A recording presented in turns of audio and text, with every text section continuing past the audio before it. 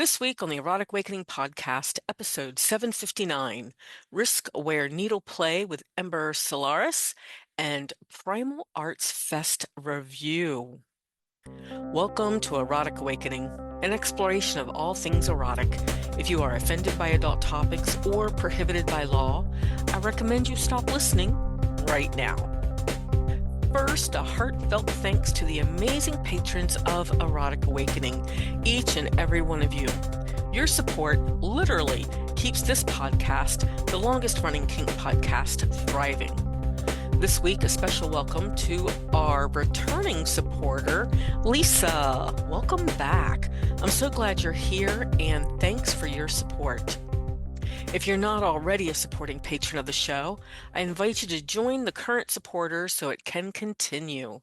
Just visit patreon.com/erotic awakening and sign up for as little as $2 a month. Hi, everyone. I'm Dawn, and I'm here this week to continue the conversations on power exchange, polyamory, sacred sexuality, and everything in between. On this show, I will be interviewing Ember Solaris, the co-organizer of Reign of Blood and Let It Rain, including Reign of Pain, the Vampire Academy, and more. So why am I interviewing Ember on this show? Well, while I was at Primal Arts Fest, I ended up doing a needle scene and for the first time had needles put in my forehead. I also had some on my boobs, but I've had that done before. It was needle play, and then the person was also a Reiki practitioner. So they did Reiki on me after putting the needles in. The ones on my boobs had the intent of draining out some of the yuck energy that I've been holding on to. And some of the other ones were put in my boobs to help open me up to healing energy. And then the ones in my forehead were put in, which were opening up the third eye and the crown chakra. And then the Reiki session. And it was just really, really cool. Now, this is not my first time having needles done. I knew to ask questions of the person doing it. I knew to vet the person doing it. I knew to ask them how they were going to do the things. I knew to ask them what cleaning solution they were going to use. All that type of stuff. I had a really good conversation with her. Well, I also wanted to have someone with a little more knowledge on here to have a conversation with about this. And that's how, okay, that's part of the reason that I put Ember on here. I also really like Ember's energy, and I think she has a lot to share with this community. So let's go ahead and listen to what she had to say. This morning, I am chit-chatting with the lovely Ember Solaris and wanted to bring up the topic because you do so much with needles and all the things, risk-aware needle play, because I got to do needles over the weekend and had like needles in my forehead and in my boobs and all the things. And I'm like, so how do we do this and be risk-aware-ish? Good morning. Good morning. So, sharps are my thing. Sharps are my jam. They are my first love. If you're unaware, I run an organization called Reign of Blood. That probably tells you all you need to know about what I do and how I think. Wear sharps. Yeah, In risk-aware sharps because I mean, like the needles I had under my forehead, they were like 30 gauge. I barely felt them go in. It was for spiritual purposes. But they're still risky. Dawn, I think people often overestimate. You see, people are really bad at accurately assessing risk. We are constantly either overestimating the risk of something or underestimating the risk of something. And that is in part just human nature. It's how our nervous system is hardwired. We all have cognitive biases and these little shortcuts in our brain that make us over or estimate a particular set of risks. And needles is one of those things that we are a little bit hardwired to fear. There's even a specific phobia for it. It's blood injection injury phobia. So there's a lot of theories as to why humans tend to be afraid of blood and needles. Some people aren't directly afraid of it, but pretty much everyone will have some sort of a physiological response to the sight of blood, for instance. And it is part of our survival. It is a good thing to be afraid of things going into our skin and to be a little wary of that. However, overall, the type of incidents that we see with blood and sharps, especially with small gauge needles, there might be more frequency with that, but overall, the long lasting effects, according to the surveys that we have done, they're primarily emotional and relational in nature more than physical. Mm.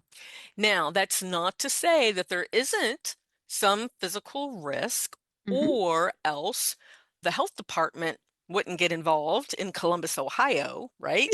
So, Columbus, Ohio, we actually have something called the penny rule because we had dungeon events there, and the health department came in and said we are not allowed to break skin. Mm.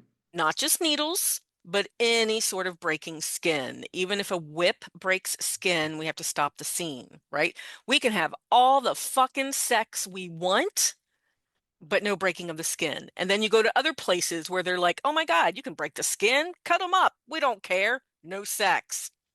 So just had to throw that in there. The penny roll. Poor penny girl. So with needles, I mean, for most of us, it is just under the skin work, but it is still breaking the skin. It is still blood. And I talked with someone else recently on here about blood risk profile awareness, right? So it's good to know what your risk awareness is when it comes to blood and exposure to blood, and knowing the top that I had over the weekend that did the needles in my forehead, I actually asked her what her blood status is, Mm-hmm. right? This was a very, very minor thing that we were doing, but there's still risk. There So, yeah. and there always will be a level of risk to it. The risks with bloodborne pathogens are still there, but there are also ways to mitigate that, especially. So things like PrEP, and now there's injectable PrEP, which appears to have fewer side effects, again, depending on the specific one that you take, can be done further apart, doesn't have to be taken daily. So it can be taken, like, I think it's once a month to every 3 months, depending on the particular product. And then regular testing, communication around that. And we have ways of managing those kinds of risks. So, yes, it does exist. There is a risk there. It is also heavily stigmatized to be a person who lives with a bloodborne pathogen related illness, and especially to do blood and sharps play. I have circles of folks that I'm willing to top for because I do things like PrEP, etc., who do live with those. And they talk about the shame, the stigma, the fear, the rejection from society that they experience with that. Yeah, that can be tough to live with for sure, but like you said, there are ways to work with it and around it and still get to do your kink. Mm-hmm. So do you think that anyone that works with needles should be licensed? You Yes, I know, threw that out there. there are kink shamers. I think anyone who plays with sharps and needles should be educated on what they're doing because they are taking on risks. Is it as people throw it out there like it's the most highest risk thing? Now, some of the blood and sharps that I do are very high risk. They do pose high risk to me as a top, high risk to me as a bottom, or to the bottoms that I'm playing with. A lot of what people do with blood and sharps, though, if set up well and well trained, and people are ready for the potential emergencies, the actual risk in comparison to some of the things that we do in kink is pretty minor. A lot of it does tend to be alarmist. So no, I don't think you need a license to do this. I know folks who don't carry licenses who are fantastic, and I know folks who have licenses and, well, they all have to start brand new anyways with this. Right, right. So you mentioned education, and I know you do a lot of education. So where can people find your classes, figure out what you're doing, and get more educated themselves if this is something that interests them? So the entire Reign of Blood platform is designed specifically for this. So it's Reign, REIGN underscore of underscore blood. We have a Patreon that has dozens and dozens of pre recorded classes on everything from infection control and prevention to bloodborne pathogen awareness, destigmatization, needles, techniques, staples, artistic cuttings, Mm. everything from blood consumption to blood impact. If it breaks the skin, essentially on purpose, we're there, and we gather presenters and people who are really good at what they do from around the world, including people who have licenses, who will absolutely also swear by it's the education and the support that matters, to also create a bit of a safer haven for something that can be very kink shamed, despite the fact that it is so common and so popular amongst even just regular vanilla folks to some degree. Absolutely, absolutely. Well, thank you for being on here once again. I know I'm going to go get myself more educated and check out Reign of Blood. I know you've got a great lineup of presenters coming up. So thank you, Ember, for being on the show. Thanks, Don. If you would like to chat with me about pretty much anything, here's where I'm going to be. So next is Twisted Tryst in Ohio, June 11 through 14, where I'll be presenting, and I've got scenes set up. It's going to be amazing. In July, I'm going to be checking out another outdoor event in South Dakota. October is going to be Seek, a submissive retreat in Wisconsin. In November, Satyricon in Madison, where I will be vending. I may have a little bit more stuff going up there in Madison around that time. And then added to the list is the Kick Holiday Bazaar in Chicago, November 21st, where I'll be vending. More things are on the radar, and I will let you know when that stuff is happening. So keep up with all the places I'm presenting or vending, my online classes and intensive, book news, discounts, and more via the Erotic Awakening newsletter. When you sign up, get your EA shout out like Lisa in the UK and, oh, I hope I'm pronouncing this right, J Yvette in Georgia. Head over to eroticawakening.com and subscribe to the newsletter today. Oh my gosh. The Primal Arts Fest. I'm gonna tell you, it's been years of me trying to get in. I was supposed to present there a couple of years ago and something came up, and then just things, and I finally got to go. So I actually had an amazing time. Like I told you beforehand, I did the Reiki with needles, with under the skin. I participated in another sex magic ritual. Oh, I was so excited. It was fantastic. fantastic. There was 2, 4, 6, 8, 10, 12, 14, 15 of us, 16. So 16 of us in that ritual, and it's just really, really cool. If you ever get a chance to do a sex magic ritual, it is fantastic. The facilitator of it will usually tell you exactly what's going on. They'll let you know, if you have to be naked or if you get a choice or whatever. There was couples there, there were singles there, some people naked, some people not, some people totally under blankets. And I've done sex magic rituals before. They're usually like this. You get some people that keep all their clothes on, some people that keep none on, some people having sex, some people masturbating, some people, just under a blanket and who knows what they're doing, right? And for the most part, our energy is gathered for healing. And that is just amazing to me. So anyway, sex magic ritual. I should do a whole show on that. I got classes on it. My POTQ2 students are listening to a class on it right now. And yeah, I should do a whole show on that. But fun.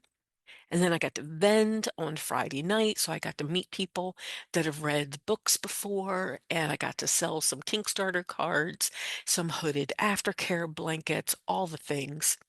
And I even got to attend a class. That hardly ever happens. I am usually busy presenting, vending, and napping, but I did get to go to a class, and the one that I went to was a body drumming class. And I was wondering how much of it was going to be like my body drumming class. I'm gonna tell you, you can go to classes named the same thing, and they can be totally different. My body drumming class comes at it from a theme of healing. So, how I teach body drumming, totally different than how this person taught body drumming. I don't go into music, I go into rhythm. This presenter went into music, taught me a few things that I didn't know about my Spotify list, taught how to beat to the different rhythms in complicated music. Oh my God, it was fascinating. So much fun. And then, oh, wait, I went to two classes. The other one was Sunny's. And again, I went because hers was on primal energy. Well, mine's on primal energy as well. So like, I like to see the differences in the classes. And these were totally different. Hers was the 201. So it was how to do grappling safely and lots of other stuff with negotiation and things like that. Her partner in the class used to do rugby. So he was able to teach how to do safe takedowns. Again, fascinating. Whereas mine is on how to bring your primal energy out of your body, right? And play with it. Totally different classes. I learned so much from these other presenters. And then it's Primal Arts. So I cannot fail to mention the big event that takes place on Saturday afternoon, which is the hunt. So I'm really hoping to get someone on here that can talk about the hunt and how they did it and the rules and the goals and stuff like that. Because the audience, everything that we saw was people running across the field, getting drug across the field, firemen carried across the field, lots of cheering, lots of heckling, lots of stuff going on. So the hunt. Absolutely fabulous. Not something I can do for sure. And then I just wanted to mention some of the names that I came across. Now, the problem is that I kept this list of names on my phone. I went to put them on the show notes this morning. They're not on my phone. So I can now picture some faces that I wanted to put on here. Can't find the names. So if you were at Primal Arts and you and I got to chit chat, feel free to reach out to me and remind me of your name, and I will get you mentioned on the show. But the first one that I met at what was it? It was the mixer. So I went to the mixer and I got to meet Dark, Dark. And Dark flashed me with their tentacle boxers. So that was a win-win. And then Sunny, I got to spend some time with Sunny, and I have been on her podcast before. So I will have a link to her podcast in the show notes. And then cream cheese frosting and cookie dough. What a set of names. I love it. And she had a labia piercing done. So I want to get her on the show about labia piercings. It's, again, fascinating. That is my word of choice for tonight's show. And again, I have a long list of others, and one of them was HG, which is fascinating to me. That word, fascinating to me because that was my high school boyfriend's name. I asked them what HG stood for, and it is not the same as my ex-boyfriend's name. So I got to meet them, and I really wish I could pull more off the top of my head, but knowing that I'd written them down means that my brain did not hold on to them, which happens. Well, I'm going to have more to talk about primal arts on the next show, but it's more about me and my head process instead of just the going ons that I did there. But I'm going to tell you, I will be back. I will be back. That was fun. So, other ways to keep in touch with what I'm doing is through my social media. I can be found at Dawn_Awakening or Erotic_Awakening on FetLife, Erotic Awakening on Instagram, EA Podcast Dawn on TikTok, or just email me at dawn@eroticawakening.com. Be a part of the Erotic Awakening podcast community. You can become a patron of the show and get early access to the podcast, a free copy of the audiobook Polyamory Toolkit, free ebooks, discounts on monthly Zoom classes, member-only Discord, NSFW channel, and more. Find all the goodies at patreon.com/Erotic Awakening today. And help others find Erotic Awakening. Give us high ratings wherever you listen to the podcast, and most importantly, tell your friends about the show. Join the conversation with other listeners. Use the links from the Erotic Awakening website for our interactive Discord channel, which is open to all listeners. We've been posting random pictures, and we even have a channel for our pet pictures. Until next time, may your journey be filled with passion, joy, and a bit of naughtiness. Bye, everyone.